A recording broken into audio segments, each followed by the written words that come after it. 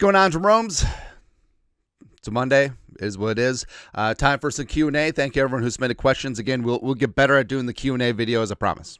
There you go. First up is from Dr. Cucumber and Gizmo. I don't know if that's code.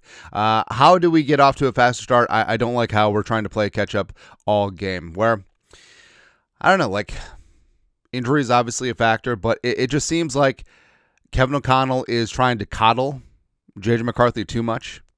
And the best part of McCarthy each of the first two games is when he's just allowed to play. Whether it's 2-minute drill, whether it's fourth quarter scramble, comeback against the Bears. Whenever McCarthy just plays as opposed to overthinking things, I mean, that's where good things happen. And I don't know how you have that early on. Maybe it's better scripting. Maybe it's, I don't know what it is. But a huge part of it is getting Jefferson involved early and often. And I do think that, I mean, there's a lot of issues from training camp and preseason that are coming home to roost. Like the Jefferson and the mild hamstring strain, not getting those training camp reps with J.J. McCarthy, that's certainly a factor. I think not. So Jones with his own hamstring now sort of could force the issue because I think Jordan Mason should have been running back one. I think you lead with Jordan Mason early on in the game, get a couple of first downs, establish some rhythm, make play action viable, settle down the offensive line, settle down J.J. McCarthy. But both of the games, they go to Jordan Mason a little bit too late. But it worked. Bears game, got away from it against the Falcons, right? So I think that's a major part of it too. Plus Darrisaw being healthy, Kelly back from concussion. He's had multiple concussions, so that's a concern. Addison being back, who had great chemistry with J.J. McCarthy in training camp. Everything's going to be fine. Also, Hockenson doing something would be great. Speaking of offensive line, Twisted Wizard, I know that happened, but fired the offensive line coach, also strength training staff. What the heck? So there's been a lot of hamstrings with the Vikings injury group, so maybe it is something to look at with the strength and conditioning staff. It's kind of like when 2015 the Vikings had a ton of torn pecs, and then they parted ways with the strength and conditioning coach because I don't know, maybe they're just benching too much, bro. Because I think it was Fusco, B-Rob, and I think there's a couple others had pec injuries that year, right? So at a certain point, it ceases to be randomness. So I don't know. I mean, concussions, you can't do anything about that. And I don't know if Guardian Caps is the answer, but I don't know. Maybe Romeo Dubs is just smarter than everyone. Who knows? But O-line coach. So Chris Cooper was definitely on thin ice. I think coming into the season, it was definitely a prove-it year. And yes, the Vikings offensive line first team hasn't taken a single snap together yet. Darrisaw Jackson, Kelly Fries, O'Neal. And hopefully Darrisaw will return soon. It seems like he's champing at the bit to get there. I think that Kevin O'Connell, he's very smart. I trust him. But also, just reading between the lines of Darrisaw's comments, like he wants to get out there. He feels like he's ready. And maybe the team and medical staff is holding him back. Don't know. But with Cooper, I mean, I think that there was a reason why they hired Keith Carter, who has a ton of experience as offensive line coach, run game coordinator, as the assistant O-line coach. Because I think that if things don't get better up front quickly, I think that they may pull the plug on Chris Cooper at midseason, right? And it's akin to when Norv was on thin ice with Zimmer, and they hired Pat Shurmur to be the tight ends coach, and then he magically took over as OC. Yeah, I feel like that's one of those situations. But in fairness to Cooper, injuries has been a factor, but I mean, Jackson's had some nice moments. What's the deal with Brian O'Neill? He's one of the best right tackles in the game, and just a cavalcade of miscommunications and bad play. And it could just come down to Ryan Kelly went out, so there was bad protection calls from Jurgens and McCarthy together. So I don't know. But eventually that does come back on the coach and the coaches. So we'll see about Cooper. Speaking of the coaches, our free OG Jerome.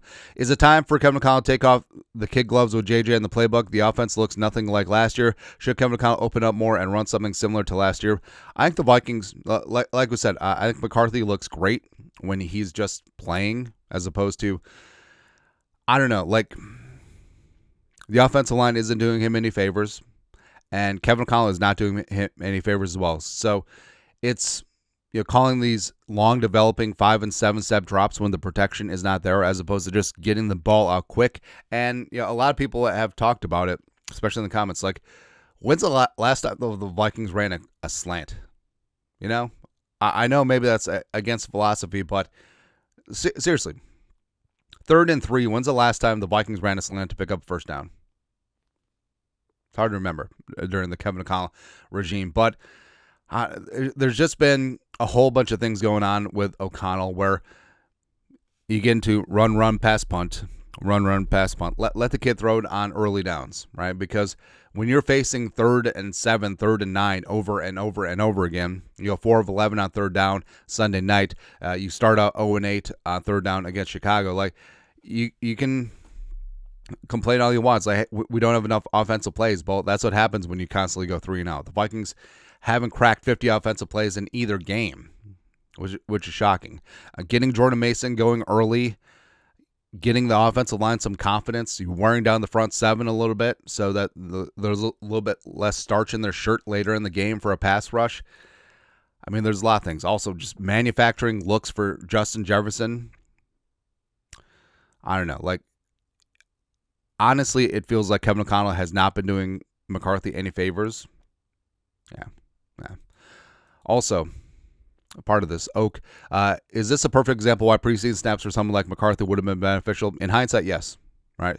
And, Kevin O'Connell doesn't really play his starters in preseason. That's fine. But I understand why McCarthy didn't get many snaps, because you're not going to have your starting quarterback out there behind the second-team offensive line. And if you're going to play the first-team offensive line, Fries was coming off of the injury. Kelly, veteran. O'Neal, veteran. So I sort of understand. But you just see, like, soft skills, getting in and out of the huddle in a game situation, settling down nerves. It just feels like McCarthy would have greatly benefited from more preseason work this year, as opposed to just one drive.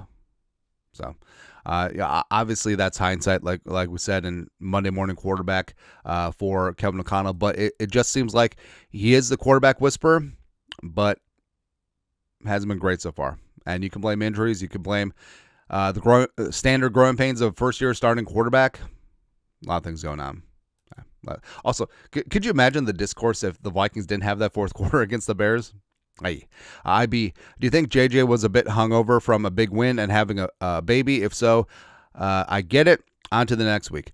I think that it's fair. Obviously, a miracle of birth. Glad that the baby and the mother are doing well.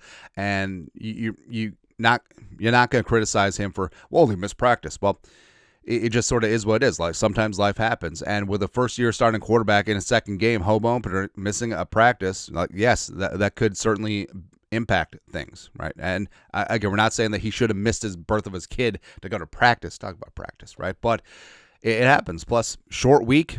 I'm sure there was an emotional hangover after the way that things finished against the Bears. But this can be just as good as some great moments. Like, this can be a very solid wake-up call of, hey, we need to get our ish together and quick. Otherwise, this thing could spiral, especially with the Packers allegedly winning some games, the Lions beating the bejesus out of the Bears because the Vikings broke them. So, I don't know. But hopefully things will go according to Hoyle this week. We're on to Cincinnati. Hopefully the home fans will have something to cheer for on Sunday. We'll just go from there. There you go. Anyways, that's it. Q&A for this beautiful day. You guys are the best you know what to do. Skol, production value.